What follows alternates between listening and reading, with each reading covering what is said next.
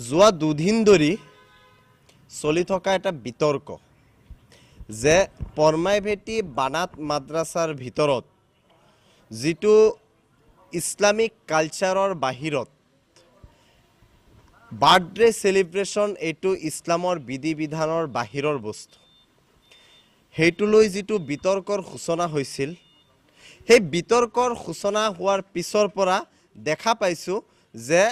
বানাতৰ কৰ্তৃপক্ষই অলপ মিছাৰ আশ্ৰয় লৈছে এক নম্বৰ কথা দুই নম্বৰ কথা হ'ল যে নুৰুল হুদা এজন সন্মানীয় বিধায়ক হয় কিন্তু তেওঁ বিধায়ক হোৱাৰ পিছতো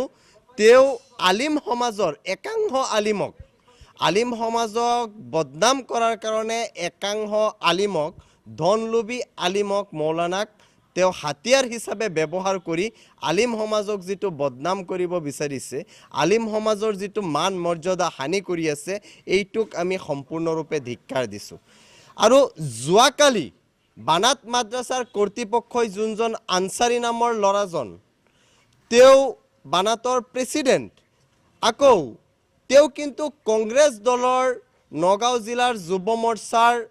সম্পাদক হয় তো গতিকে ইয়াত কথা হ'ল যে তেওঁৰ লগত যোনজন বহি আছিল তেওঁ হ'ল মোৰ এজন ঘনিষ্ঠ মানুহ তেওঁ এজন কংগ্ৰেছৰে কাউন্সিলৰ হয় এপি মেম্বাৰ হয় লগতে তেওঁ জুৰিয়া ব্লকৰ ভাইস চেয়াৰম্যানো হয় তো যিটো প্ৰেছ মিট দিলে তেওঁলোকে স্পষ্টীকৰণ দিলে সেই স্পষ্টীকৰণটো সম্পূৰ্ণৰূপে মিছাৰ আশ্ৰয় লোৱাক আমি ধিক্কাৰ দিছো কাৰণ ইছলামত মিছাৰ কোনো প্ৰশ্ৰয় নাই মিছা কথা কোৱা ইছলামত হাৰাম হয় আৰু মিছা কথা কোৱা মানুহৰ ওপৰত আল্লাহৰ ওপৰৱালাৰ লানত হয় তো সেই ক্ষেত্ৰত এটা বানাত মাদ্ৰাছা যৰ পৰা ইছলামিক শিক্ষা দিয়া হয় নাৰীসকলক ইছলামৰ প্ৰতি আকৰ্ষিত কৰাৰ কাৰণে বা ইছলামৰ বিধি বিধানৰ বিষয়ে শিকোৱা হয় তাত বা তাৰ কৰ্তৃপক্ষই যেতিয়া মিছাৰ আশ্ৰয় লয় সেইটো অতি দুৰ্ভাগ্যজনক কথা আৰু লগতে এটা বস্তু দেখা পাইছো যে বিজেপিৰ কিবা হিমন্ত বিশ্ব শৰ্মা মুখ্যমন্ত্ৰীৰ বাৰ্থডে সেলিব্ৰেশনৰ এটা ফটো কংগ্ৰেছে ভাইৰাল কৰিছে এতিয়া কথা হ'ল ইমান দিনে কিয় লুকাই ৰাখিছিল যে না তেওঁলোকে বিজেপিৰ পদাংশ অনুসৰণ কৰিয়েই ভাল পায় নেকি নে নুৰুল হুদা এজন বিজেপিৰ এজেন্ট নেকি যে বিজেপিয়ে যেটো কৰিব যেটো পথেৰে চলিব নুৰুল হুদা সেই একে পথেৰে হুৰ মিলাই কাম কৰিব নে বিজেপিৰ লগত কোনটো গোপন অংক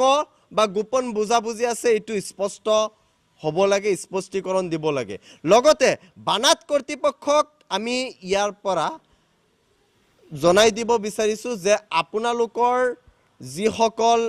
কমিটি মেম্বাৰ আছে এইটো কাৰণে যদি বিজেপিয়ে বাৰ্থডে সেলিব্ৰেশন পাতিছে তাৰ কাৰণেও জগৰীয়া কংগ্ৰেছে পাতিছে হেইটো আপোনালোক জগৰীয়া কাৰণ এটা নন ইছলামিক কালচাৰ এটা পশ্চিমীয়া সভ্যতা আপোনালোকে মই নুৰুল হুদাক আকৌ আহ্বান কৰিব বিচাৰিছো যে আপুনি এই পশ্চিমীয়া সভ্যতা ইছলামক কবৰ দি বলি দি পশ্চিমীয়া সভ্যতাক অগ্ৰাধিকাৰ দিয়াৰ কাৰণেই কি আপুনি বিধায়ক হৈছে নেকি নে আপোনাৰ গোপন উদ্দেশ্য কি তাৰ পিছত আপুনি কিছুমান মৌলবিক লগাই দিছে উলামা কাউন্সিলৰ নামত এতিয়া এইটো উলামা কাউন্সিল নে নুৰুল হুদা কাউন্সিল স্পষ্ট কৰক এটো উলামা কাউন্সিল অৰিজিনাল উলামা কাউন্সিল না ডুপ্লিকেট উলামা কাউন্সিল যদি তেওঁলোক উলামাই হয় আলিমেই হয় ইমানখিনি জানা দৰকাৰ আছিল বা অন্যায়ৰ বিপক্ষে তেওঁলোক থিয় দিব লাগিছিল কিন্তু অন্যায়ক অন্যায় নকৈ তেওঁলোক মিছাৰ আশ্ৰয় লোৱা বা নুৰুল হুদাৰ পক্ষপাতিত্ব কৰি মোৰ বিৰুদ্ধে বিভিন্ন হুমকি দিয়া কাৰ্য কি ইছলামৰ পৰিপন্থী নেকি মই আলিম যি একাংশ আলিমে যে এই কথাটো মোৰ বিৰুদ্ধে যেটো হুমকি দি আছে তেওঁলোকক মই খুদিব বিচাৰিছো কোনোবা লক্ষিমপুৰৰ কোনোবা মৌলনাই কিবা কিবি বকি আছে হে কিমান টকাৰ বিনিময়ত বিক্ৰী হৈছে সেই দালালজন মই নাজানো গতিকে ধৰ্মৰ নামত কমসে কম দালালি বন্ধ কৰক ধৰ্মৰ টুপি লগাই ধৰ্মীয়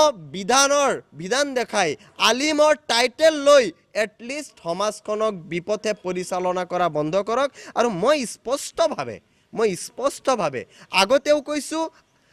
আজিও কৈ আছোঁ আৰু আগন্তুক দিনত এইটো কথাই কৈ যাম যে যদি অন্যায় হৈছে, যদি অন্যায়ক মই অন্যায় বুলি কোৱা সাহসিকতা মোৰ বুকুত সদায় আছে আৰু থাকিব। কাৰণ অন্যায় অন্যায় হয়, অন্যায়ক কেতিয়াও সমৰ্থন কৰিব নোৱাৰি। গতিকে যিটো কাম কৰিছে বানাত মাদ্ৰাছাৰ কৰ্তৃপক্ষ আৰু নুৰুল হুদাই বানাত মাদ্ৰাছাৰ কৰ্তৃপক্ষক যিটো হিচাপত মোহৰা বনাইছে, যিটো হিচাপত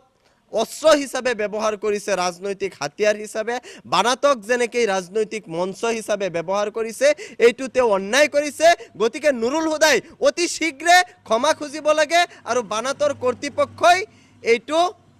স্পষ্টীকৰণ দিয়া নহয়, বানাতৰ কৰ্তৃপক্ষই ৰাইজৰ পৰা ক্ষমা খুজিব লাগিব যে আগন্তুক দিনত এনেকুৱা ভুল যিটো বিজেপিক কৰিব দিলোঁ, যিটো কংগ্ৰেছক কৰিব দিলোঁ, সেইটো আৰু দ্বিতীয়বাৰ নহয় আৰু তেওঁলোকে পদত্যাগ কৰি নতুন কমিটি অতি শীঘ্ৰেই গঠন কৰাৰ ব্যৱস্থা কৰক। চাওক, কংগ্ৰেছৰ প্ৰভাৱ পৰিব। কংগ্ৰেছত নুৰুল হুদা হ'ল এজন চামগুৰি সমষ্টিৰ মানুহ। তেওঁ উৰি আহি এটা বুট কনভাৰ্ট কৰি পেলাই ৰূপয়াটত সোমাইছে একমাত্ৰ ৰকিবুলৰ আশীৰ্বাদত। গতিকে আমাৰ আশীৰ্বাদপ্ৰাপ্ত